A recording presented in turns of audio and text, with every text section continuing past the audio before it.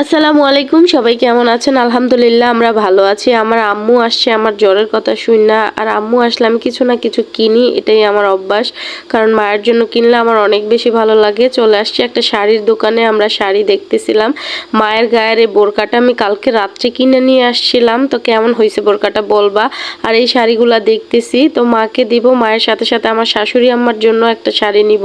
ওনারা ভারী কাপড় পছন্দ করে না, তাই আমি নর্মালের মধ্যে সুতি কাপড় খুঁজতেছি।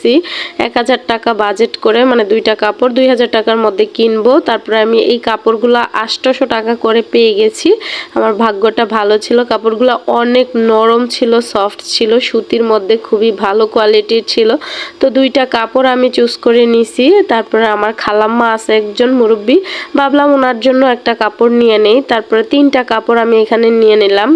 আমার সারাদিন ঘোরাঘুরি করতে আর শপিং করতে অনেক বেশি ভালো লাগে, আর কাউকে দিতে পারলে সেটা আরো বেশি ভালো লাগে। আমার কাছে আমার আব্বু অনেক বেশি প্রিয়। আব্বুর জন্য কিছু কিনতে পারি নাই, আজকে আমি আব্বুকে টাকা দিয়ে দিব, কারণ উনি কিছু কিনলে পিনতে চায় না, আর ওনার অনেক কাপড় চোপড় আছে।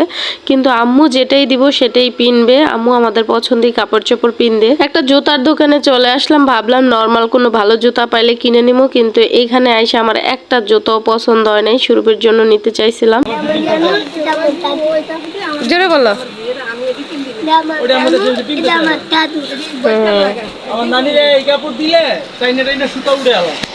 দাদু নানুর জন্য কাপড় কিনছে, ওর জন্য কিছু কিনতে পারে নাই, তাই কয়েকটা ক্লিপ কিনে দিলাম।